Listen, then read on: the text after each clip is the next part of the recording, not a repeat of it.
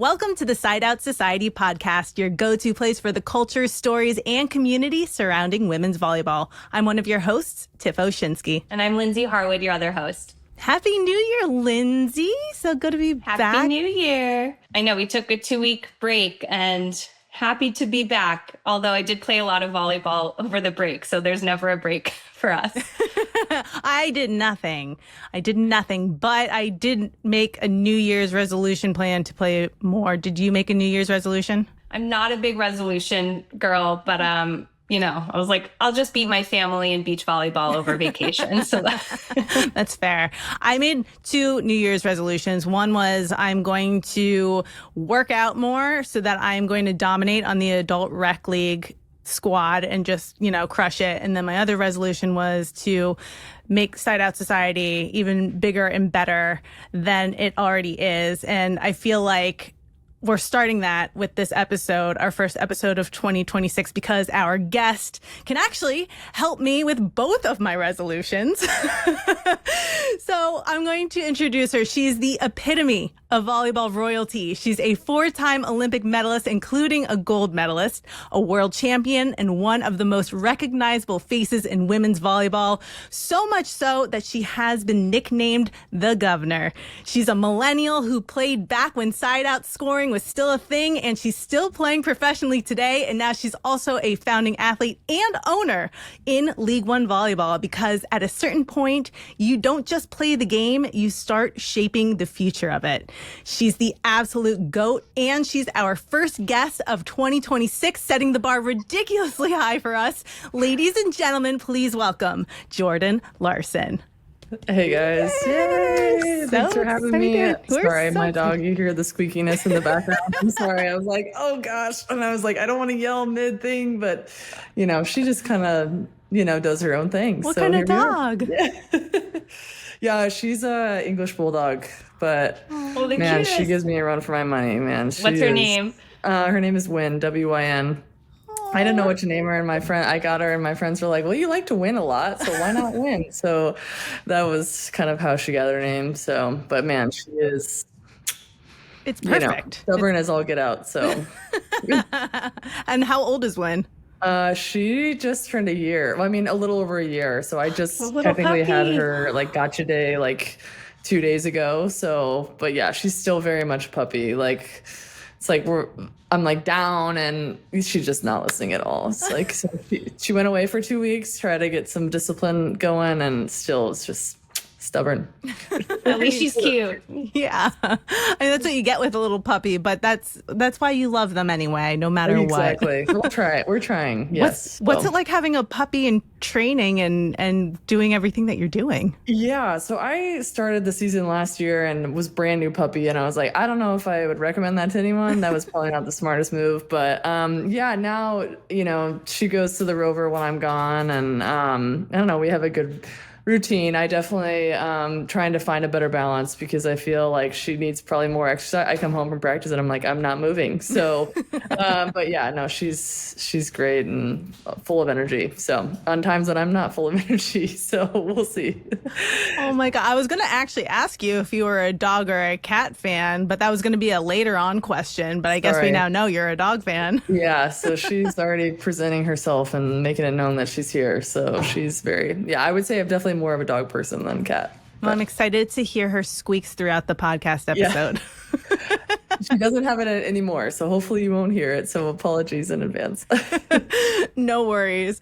So I said my New Year's resolution. Did you make any New Year's resolutions? Yeah, I try not to. I try to consistency over time, lifestyle. What can I do that's relatively achievable? I don't know, but I think, as retirement gets closer, what does that look like? I think you said, you're working out more. I know myself, being in a team environment, it's nice, right? Because you're kind of holding each other accountable. You can get through some stuff.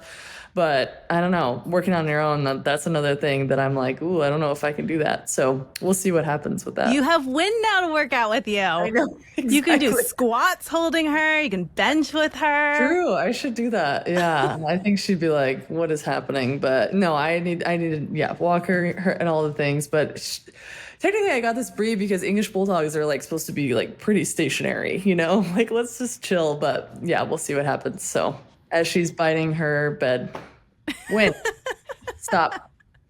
It's like no matter the breed, I feel like puppies are just insane. Oh man, she is just, you know, it's just she buys something and that's what, you know, I'm like, all right, I'm not sure what to do. I have a stubborn dachshund and they're the same way. She's 5 and she's still crazy. But we love her. Yeah. I'm like, eventually she's gonna, you know, no. So we'll see. So, well, you're leaving for Austin very soon for first serve. Is Wynn coming with you, or you're gonna? No, you're gonna I have a rover that I take her to. Okay. So she goes to her for a couple of days, and she loves it there. They have another dog, and they have a couple kids. So usually when she comes back to me, she sleeps for like a day. You know, she's kind of got the energy out. So, but she loves going there. So it's nice that I love that app. It's so convenient, and yeah, it's just really, really nice to have. Not sponsored by Rover, but we could be sponsored by Rover. Just throwing it out there. So first serve, talk to us about the second season. I mean, first season I thought went great. I was working with League One Volleyball and you guys hosting Serving Pancakes. And it was fun to watch this new league that you guys created, one that you helped found as a founding athlete. And here we are, season 2. What's different? What's the same? What can we expect? Yeah. Well, first of all, I can't believe it's already here. I feel like off season went by relatively fast. There were days that were slow. But I think it feels more like a little bit well-oiled machine now. You know, I feel like coming back, at least in our side of the gym, it's like people know their job and kind of what they're doing. We've added more staff. It just seems like things are running a little bit more efficiently. But I think what you're going to see the same of is just really high level volleyball, right?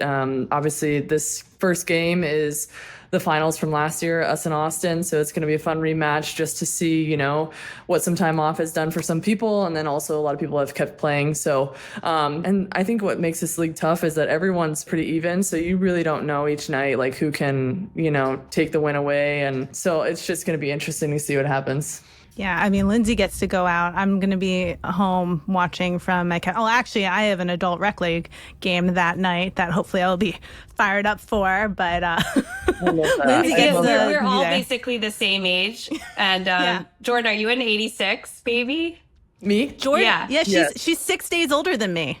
Okay, yeah, we're all 86 babies. So yeah, Tiff and I in our rec league, and you're still killing it. So it's so impressive. But I love that. I love that. When I came to New York, I just was so impressed by just the amount of people that were wanting to learn. I love the fact that you like the adult camp. I was like, people want to know. I've had a lot of friends that are like, you know, playing on and they go to USA Nationals, you know, afterwards. And they're like, hey, teach me. Hey, like, I love that. Like, I think that was the first time I've ever done something like that. And I feel like that should be like widespread because people kind of want to learn and see. And also how to keep their body healthy while they're still trying to be active. So I was very impressed and it was a lot of fun to see all the people getting after it in New York. So yeah, and if you don't know, we're talking about the Love partnered with Big City Volleyball, a club in New York. And so Jordan and Haley Washington and Justine Wangarantes. Oh yeah, sorry. Justine Wangarantes was also there, and it was sold out in under I think fast. 6 minutes, and it was so fun. Like everyone was really good, and we all wanted to learn. It was just such a great turnout, and so thank you for doing that and for coming. Yeah, I think it was really fun. It was great. I hope that we can come back, and I think they're planning on it. But I also had fun. It was cool to just see a lot of people eager to get in the gym and get better. And that's the kind of vibe you hope for and wish for in those situations. So now that you are a part owner, but like you also did this Big City Love, kind of coaching clinic for adults, like, do you want to focus more on the business side? Do you want to go into coaching more? I mean, you worked with Nebraska last year too as like an assistant coach. Have you kind of figured out what you want to do, or are you sort of still like, I want to do it all? Yeah, it's like I want the best of both worlds. It's like my dog. I'm like, I want you part of the time, and maybe sometimes you can, it's probably like having kids, but so I'm kind of just dabbling still. I really have enjoyed learning a lot of the business side and understanding just how to develop that. I think also the formation of team, like how do you get all the right people in the right places, for them to be successful. I love that piece of it. I also love the teaching side of volleyball. Like I think that technique, there's a lot of ways to do it, right? I do think there's, efficient ways to go about it. And so like being able to, I don't know, also navigate those conversations with athletes and when they're struggling. And I also love the mindset piece. Like, I think that for me, I've had a layer of talent for so long, right? But at some point, like, talent matches talent. And so what's going to set you apart and how long can you endure? And that's the mindset piece. And so, I don't know, I just think a lot of like what you tell yourself and how you choose to show up in practice determines how you show up in a game. So I don't know, I'm really just trying to it's almost like it's a great feeling, right? I have a lot of options, but sometimes too many options, then you don't really know kind of the path. So I feel lucky for that, but I'm also just trying to figure out what is the best path, and maybe that won't be right away. Maybe that's going to figure out 10 years from now and I'll have a better idea of that. But just trying to give myself some patience and grace and know that, it took me 30 years to be in a position to be a pretty good volleyball player. So I know that it's going to take time to maybe try to be good at something else. So yeah, seriously. I mean, it's like decades of you being at the top of your game, basically. What did you tell yourself, and like, what did you do on the court, off the court, that has allowed you to play for so long at such a high level? Yeah, the weight room has been huge for me, and nutrition as I've gotten older, and understanding like, game ebb and flows a little bit, but how can, again, I think you asked about New Year's resolutions, but like, what can I consistently do every day? It's not about being average, but it's just like perfection doesn't exist. And so allowing myself to just be, all right, I feeling this type of way, where can I make up for my game here? Where can I do here? Like, just really kind of playing a game of adjustments as I go. And I've been also very lucky that I've been surrounded by a lot of great coaches, players, people that have understood that like sometimes I just can't, get after it. And I also get probably 2 massages a week, too. So it's like, again, I think LeBron spends how much money on his body? Like, I don't spend that much because I don't got the kind of cash. But the point is like, I do, and, I have done like some intensive like blood tests to figure out what I'm deficient in, so vitamin supplement, those kind of things, and just really trying to hone in on a lot of those things too. And then first and foremost, it's the mind, like, nobody gets through hard, by sitting back and watching it happen. It's like, what can you consistently tell yourself? And all right, what's my choice today? How do I choose to show up? And all that's within your control. This is like my Jordan Larson workout mindset plan 2026 to get me to be the best adult. This, yeah. I'm going to be the best adult rec league player thanks to your advice. You're welcome. No, it's also fun too. It's like, how can you push your body? What can you do? And the fact that you guys are still kind of like, that's so awesome. So yeah, it takes more time to stretch, and I was like, I get to the gym earlier than I used to, so I can't imagine what you're going through. Recovery, for us, we both have kids, like young kids, and it's like the recovery of making sure that you get your stretch. My Theragun is my best friend. Exactly. No, it's and I think sleep too is so important. I don't know, that is something I've struggled with as I've gotten older. I think as we get older, like sleep tends to decrease anyways, so how can you still make that a priority? And because that helps the most. But no, kudos to you guys. Honestly, I will say that like the retirement piece and working out, I'm just curious to see like how that's gonna affect me, what's gonna be my new norm, and am I gonna want to play in a rec league? Like, that's what makes it weird too, is like after this, people are like, you go to the rec league, you're like, hey, well, what happened to you? And it's like, well, I played it for a long time. Doesn't still mean I'm good at it. So, it's I mean, can you imagine being on the other team and you're like, oh, sorry, Jordan's on the other. We're playing Jordan tonight. I know, but it's like, it's a weird like expectation. But then it's like, sometimes I'm like, I just want to fit in and like, drink beer with the rest of them and just have a good time, but yeah, it's just different. So, well, it seems like you're still enjoying the game, and I feel that at the way you're talking about it. And like, how has that changed? I think when you first started, I know you played with Danny Buscom Kelly in Nebraska compared to, I guess, and now you're coaching and playing with a lot of younger athletes as well. Like, how has the mindset shifted, or like, how has your outlook shifted, or like, how's your coaching changed? Just as you've grown in your game, and then seeing like a new generation of athletes come in. Yeah, it's evolved and transitioned quite a few times. I think I had a lot of goals myself, right? I wanted to be an Olympian, and then I was like, okay, well, we're striving to win gold, and like a lot learning along the way that like all those things are wonderful and they're great, right? But is it actually what you're striving for, or what's the purpose behind it? And it's really, when you think about winning gold, you know, the moment they put the thing around your head, that little heavy thing, that, you know, shiny thing, it's only a snapshot in time. You know, it's so much more about the journey and the lessons and the relationships. And I think now it's more about, for me, like, what I wish I would have known sooner, that now I'm translating to, you know, the younger generation, like, hey, you're thinking this, like, what about this, you know? And I think where I feel like I'm in a little bit unique situation is that, yes, I'm an athlete and I have athletic ability, but again, I don't think that I'm above average physically,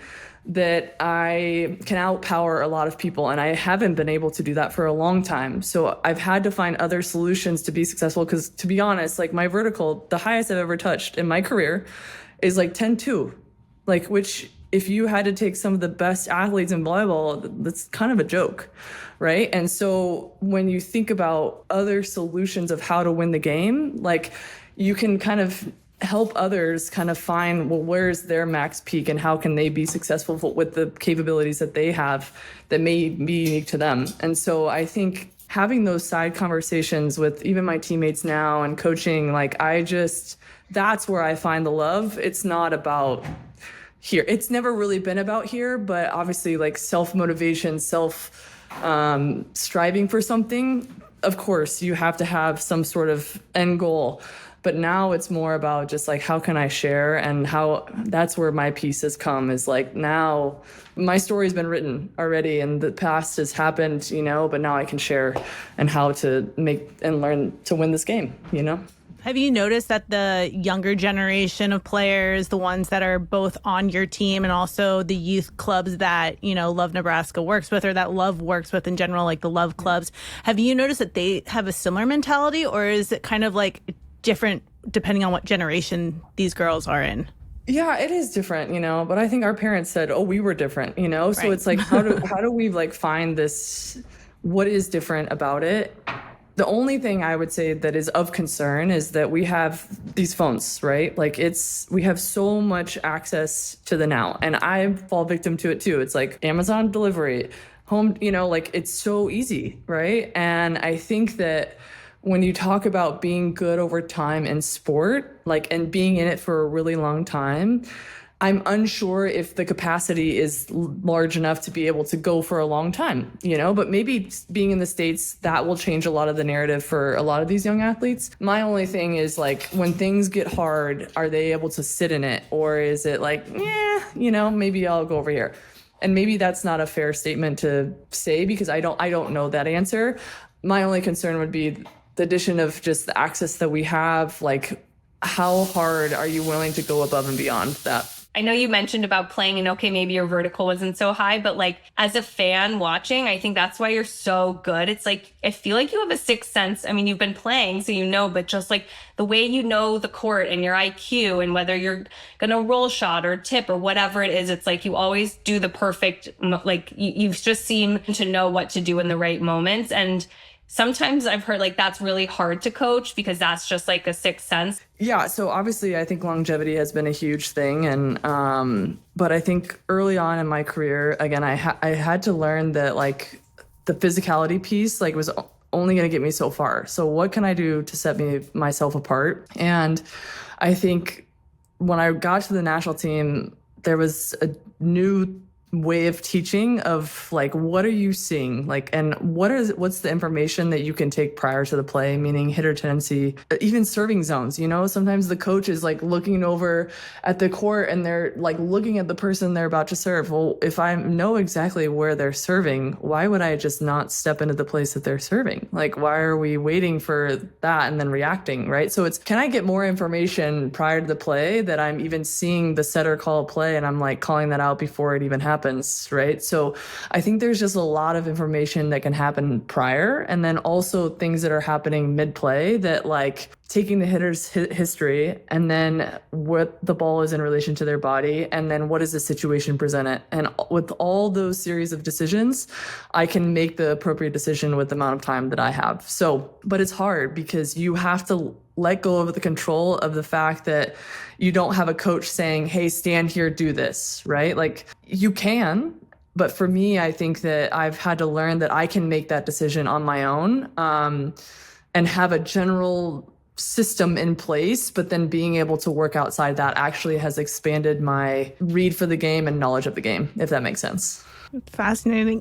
Would you ever consider being an analyst and going on TV and like dissecting? Yeah, I've thought about it. I just, I think it's, the general fan, like maybe it's too high level of understanding, like I would talk too much about what's going on, or, I don't know. I've thought about it. But I think volleyball people, that makes sense, but the common fan of who's maybe turning in, like, I don't know if that is something, also. So I don't know. We'll see. I think for me, it's helping athletes even think about the game differently. I think, we've had even a couple of European players, I think most of their career, it's like, well, this is just the system we play.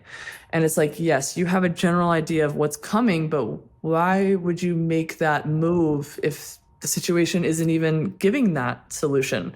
Like, why don't you allow yourself the ability to make the right decision with the information that you have in front of you? But I think so much of us as athletes, we want to control every little thing and be able to like hold it in that, I don't know. Does that make sense? Yeah.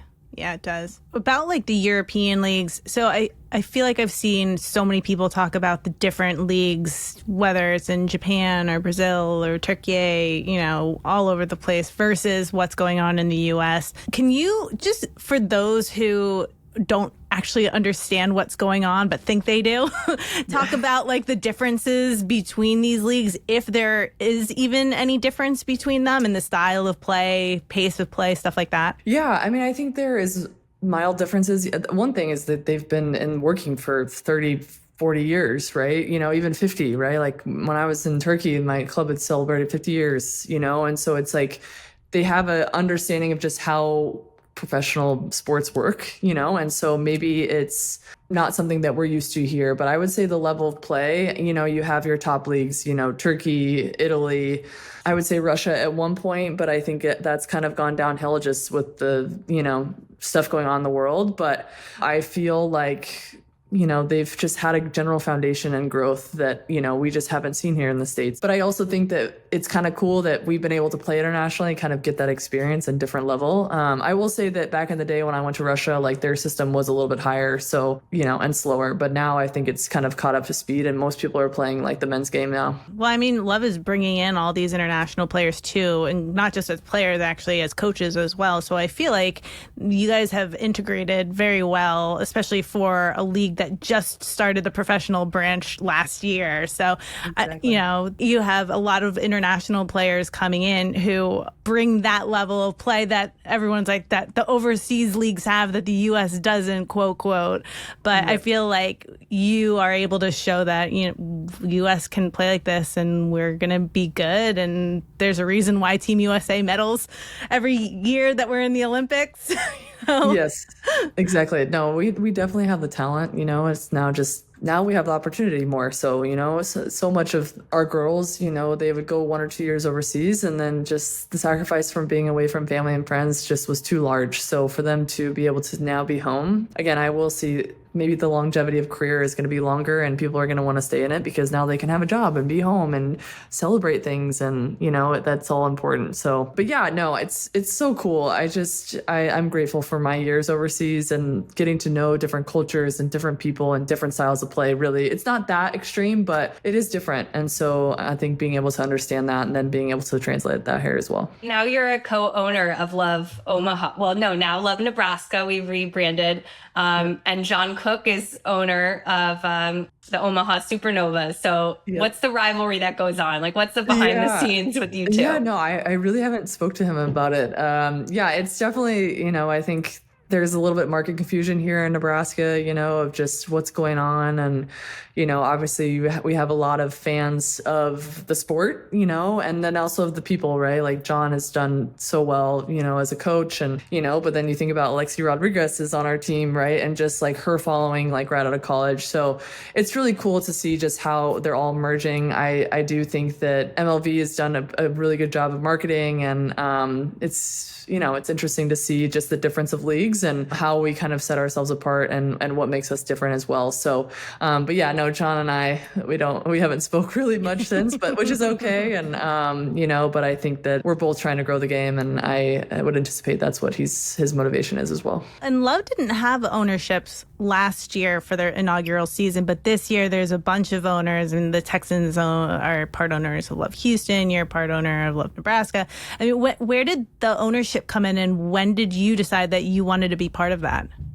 Yeah, it kind of came in, it was kind of initially in conversation even to start, obviously the franchise situation and what that looks like. And so I think in general, creating a solid product and people wanting to buy in and be a part of it, and so I think you're seeing teams being sold off as the years goes on because it's, we're creating a brand for ourselves and building, some equity and people wanting to see it thrive. So you're going to continue to see that. There's still a couple more teams that are being sold. And again, I'm curious to see kind of how this all, translates over the next couple of years just in general and how we continue to expand.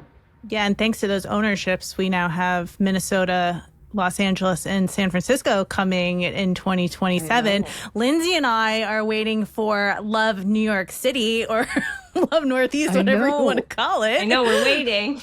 We're ready to tell us what we need to do, and we'll help make an ownership group like Lindsay and I are in. I love it. Awesome. I love it. No, it's and that I think at least in this area, we've found a lot of, motivated people to want to be a part of it and see it. And I think people here, they're crazy for volleyball. So it's really cool to see. What do you want to see grow? I think that's why Tiff and I started this in general was we're diehard volleyball fans, but also want to see the sport grow. And I think you're such a great reason of why people have started to love volleyball over the years. And I'm just curious, what do you want to see from the sport?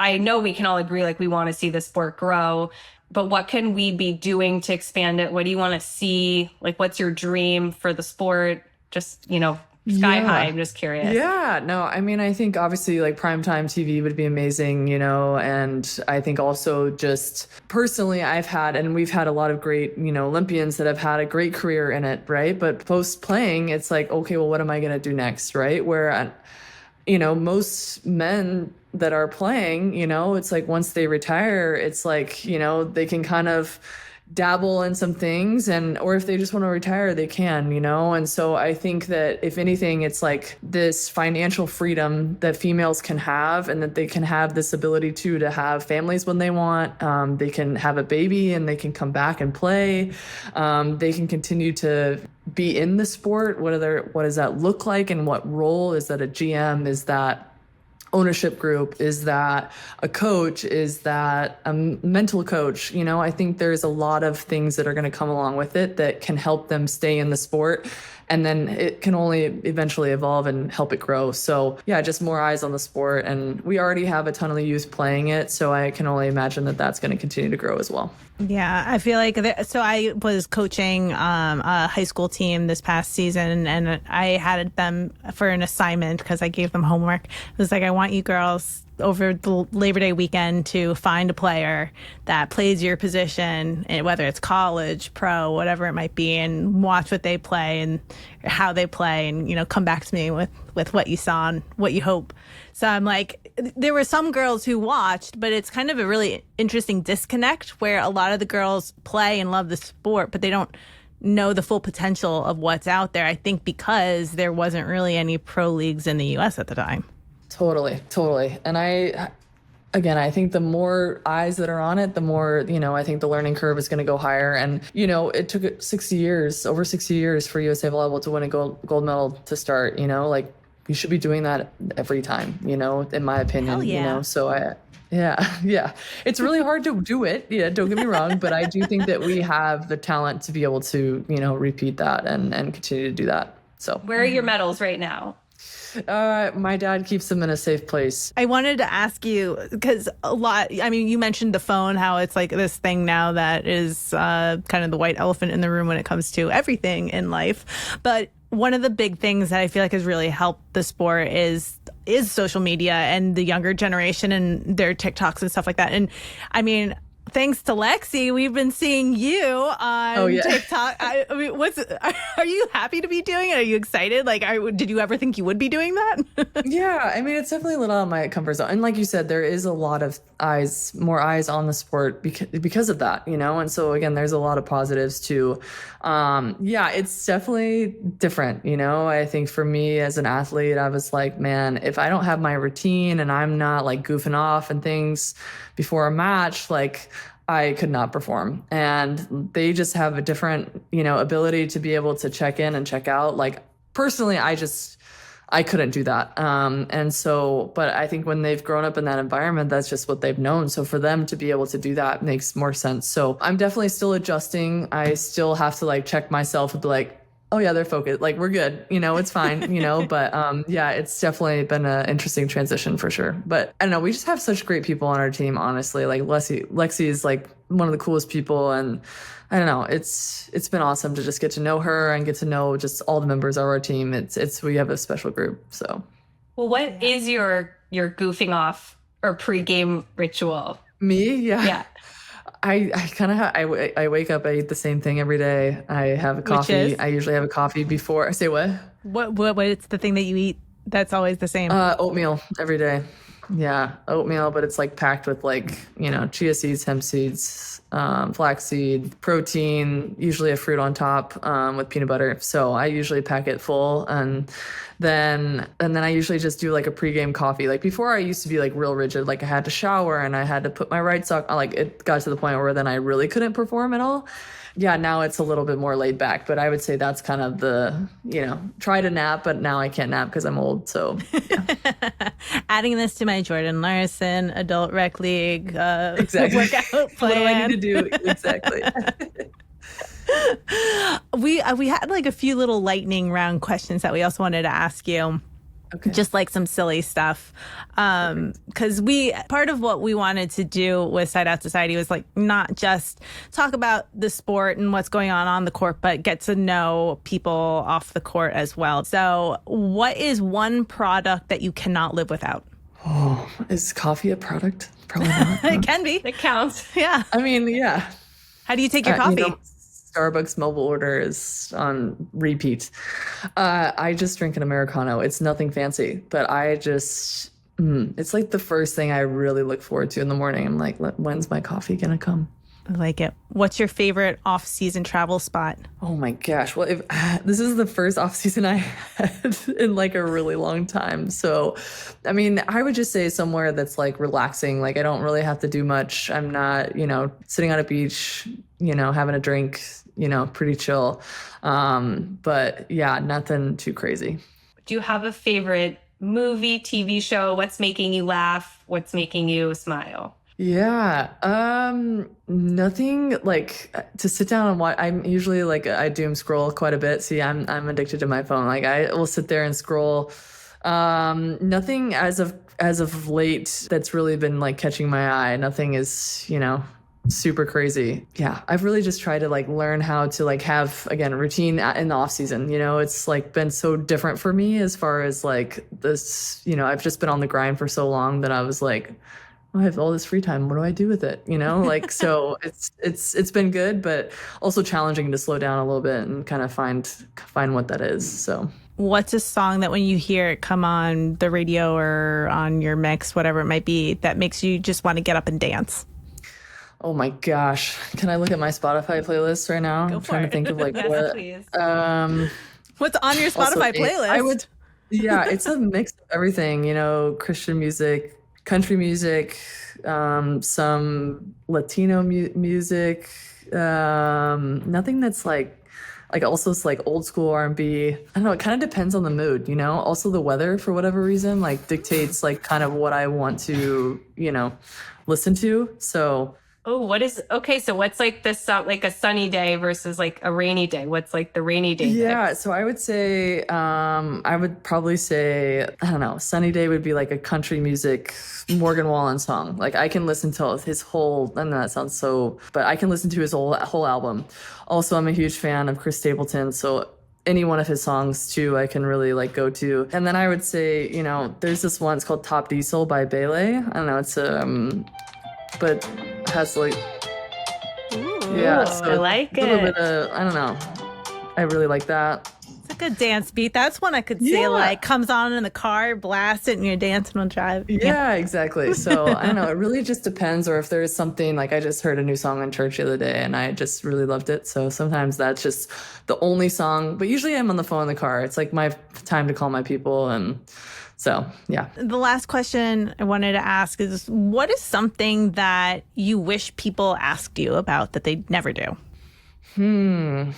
That's a great question. Yeah, I don't know if it's something that people don't ask me. It's just, I think that there's this, I guess I get it sometimes here is like obviously I've been really good at what I do, but I'm also like human inside, meaning like I have feelings and like I also want to learn about them. You know, I feel like sometimes the first question comes here versus actually what I want is the first question to go there. And I think that I also don't like attention, you know? So like, I'd rather just like, let's just talk that way. So I don't know if that's really doesn't answer. I've really been poor at this round of things, but I really just, I want to get to know people for where they're at in life. I think everybody's going through something and something hard usually. And so what does that look like? And, you know, how can we talk about the deep stuff? Like, I just like getting into that. So, cause life's not easy and we're all dealing with something. So, you know, whether it's a crazy dog, kids, you know, like other things that are really out of your control. Like,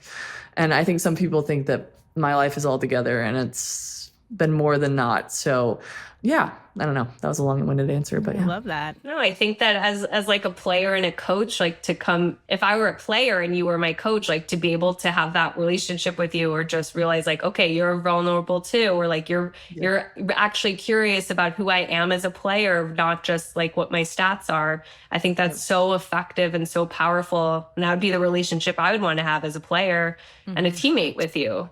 Totally. Yeah. And I think I also have like a little bit RBF when the most, like, it's been great, like in competitive situations, you know, but I think I've had to break that mold a little bit and just let people know that I'm here and I'm in it with them, you know? So it's, learning how to verbally like access that the best I can. So.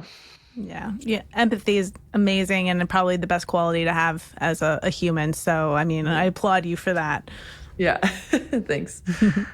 Lindsay, was there anything else you wanted to ask or shall we? No, I think we're so grateful to have you on. Yeah, we really appreciate you taking the time to speak with us and talk about the new season, and congratulations on retiring from Team USA. It was an amazing career. How long do you want to play for? Do you know? Yeah, this will probably be my last year. So yeah, that's coming up, and yeah, it's crazy. I mean, like you said, every day I wake up and I'm like going to practice. I'm like, how is this still happening? And the fact that I still get to do what I love is amazing. And I don't take a day for granted. And it's amazing. Like, I don't know. I wake up and I'm like, help it make sense. Like I've been taking good care of myself, but I also, you know, like there's days I'm like, man, I don't want to do this, but I'm in it and I love it. So here we are. Well, we're grateful that you've been playing all this time and making volleyball so fun to watch. And Thanks, I saw you in Paris. We watched you on TV, and we're big fans. We're just so grateful to you and wish you so much luck in this next season and in your future. And can't wait to see what you decide to do next. Thank you. And I'm excited to come hopefully back to New York. I had such a great time and hope to see you guys there. And yeah, just thanks for also being involved in the sport and expanding it. Like it all matters, right? So hope you guys feel that too. So oh, thanks, Jordan. Yeah. And we'll definitely be watching this season with like extra love if this is going to be, you know, the last that we'll see of the professional circuit, because again, remember, we always can use subs on our adult rec teams. Yeah, let me just fly right in. Maybe that's the solution. Maybe not here, maybe there. That would be better. So. There you go. Yeah. Just throwing it out there, you know, just throwing it out there. I like it. Well, thanks, guys. It was good to see you. Thank you so much. Thank you so much, Jordan. We'll see you guys. Bye-bye. Bye. Bye.